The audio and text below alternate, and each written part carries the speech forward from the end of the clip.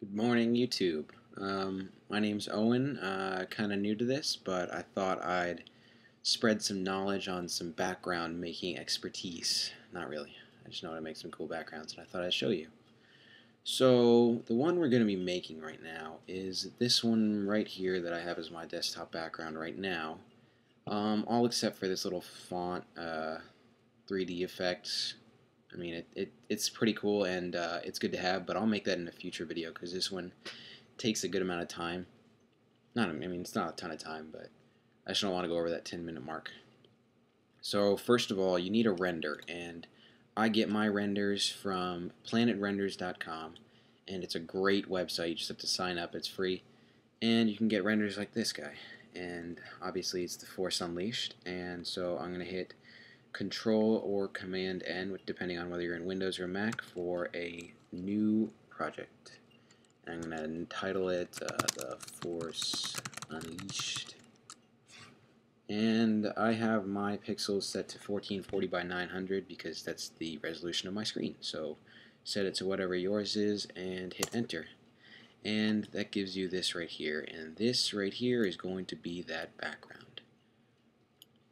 So I get a lot of questions about people that don't understand how to get rid of this little lock down here, and it's so simple, and all you have to do is double click on that layer and then hit OK, so enter, and then it gets rid of that lock, so you don't ever have to worry about that. So you have your main subject right here, and you just drag him in, and I'm just going to resize him so that he is right in the middle.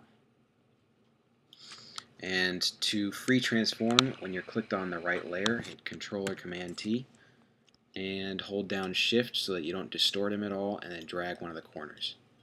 And it's a perfect fit. And I'm actually going to make him a little tiny bit bigger. And then hit Enter. So you have him there, and now you want a nice background. So you click on this, and what you want to do is you want to get your gradient tool, and it's set to foreground to background, which is the very first one. So it's from white to black, white to black. If you want to change these up, you can obviously click on, not that, click on this little thing down here, and you can set the color by that, or how I do it, just click on this color right here and set it to whatever you want. And so I want it from a really dark red, so like that. Click OK, to sorry, I don't want a dark red because the black is going to take care of that. I'm going to do a lighter red to black. So lighter, and that gives you this. So it's from lighter red to black. So when you have that, set your gradient tool to radial, because I think it makes the picture look a lot better. And you just click and drag. And just mess around with it, see what you like. And the further you drag, the further up it's gonna actually like send out that red. So if I were to drag it really short, the red would not go very far, and it would be mostly black. So if I hide him right now, you can see there's a little tiny bit of red. That's not what we want at all. We want the opposite. So I'm going to take the gradient, go past the picture. I can even go past even further, but I'm going to go to about right there, and see it gives a nice big red gradient.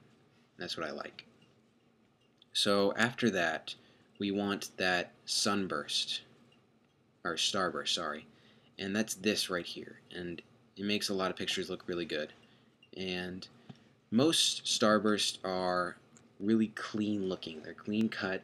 They don't have much like distortion in them.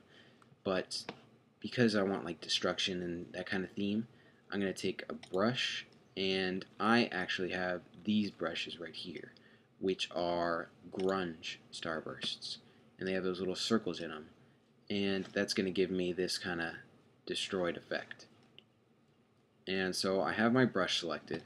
I'm going to make a new layer behind my subject, and I'm going to use the open and close brackets on the keyboard to make the brush the perfect size. And see how that's a little small, so I'm going to go a little further. And you don't want to click down here, and you don't want it to be too big, because anything that's off the picture when you click is not going to actually be part of the brush that you actually want. So I'm going to make it just a little bit over. It doesn't really matter that's over a little bit, and I'm going to click. And it gives me that red kind of starburst effect back there. And I'm going to hit V to get back to my move tool. And it doesn't go all the way to the top, so I'm going to hold Command or Control T, and that gives me the free transform, and I'm going to stretch this starburst all the way to the top. And that looks nice right now, but it's not quite what I want right now. So I am going to do this kind of fade action. Sorry, hit OK or Enter once you finish free transforming.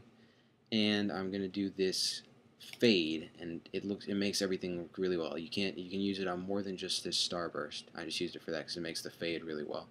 But you can fade people off reflections or anything. So you take the gradient, make sure it's set from black to white, and when you hit that layer mask button down here, it gives you this white box right next to your picture. And if you want to mess with the brush some more, go over to that one, but I want to mess with this layer mask.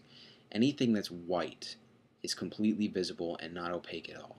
Anything that's black is completely invisible and it's faded out. So when you make a gradient, it's black to white, and if I were to just try to drag up right now without having a layer mask, it would be just a black and white faded, a black circle faded to white. That's not what we want. We want an actual fade going on. So I'm going to do white to black, and I'm going to draw a gradient on that layer mask, and we'll see what happens.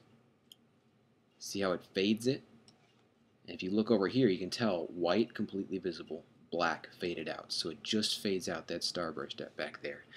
And I'm going to make it further because I want the starburst to go all the way to the edges. Maybe a little more. Sorry, I'm picky. And see how it goes all the way to the edges. And that looks really good. And you can see over here, white completely visible, black completely faded out. So with that being said, what you're going to do is you're going to make a new layer, and this is going to be your lightning. The lightning was just another brush, and it was, sorry, I got to speed it up. These brushes right here, just go online, find any lightning brush pack. It's going to be white, so you want that foreground color to be white, and you paint. And so I have that lightning right there, the V for the move tool. I'm actually going to hide him before I move this so I can put it in the right spot. So I'm going to hit Control T or Command T, move the lightning wherever you want it, and hit Enter. And now that kind of looks like lightning, but when you do this, you hit the Effects palette when you're selected on layer, your lightning layer, Effects, Outer Glow, and you set it to a bluish color, a light kind of bluish. What that's going to do is it's really going to make it look a lot more like that kind of lightning you know. And I'm going to make a new layer. I'm going to do one more lightning strike like this. I'm going to try this one. That looks pretty good. And I'm going to take my move tool, Command Control T for transforming it. It's kind of a little bit too long of a lightning bolt, so I'm going to size it down, holding Shift so it can scale it down. That looks good. Hit Enter. And instead of having to find that same blue again, anything with this effects right here, you can copy layer style and paste layer style. So it's that same effect. And then one more, same new layer, brush, and I'm going to choose this radial one. And for this, I'm going to bring him in so I can see what I'm doing. Size up the brush a little bit with the opening and closing brackets, like that, right about there. And copy layer style, paste layer style, and move it into position. And there you go. I mean, it's not too difficult. I'll save this little signature kind of 3D text for another time, but that's how you'd make a cool background for a nice looking render. Go have fun with it, guys. Be creative. It's the main thing. And see what you can do. See ya.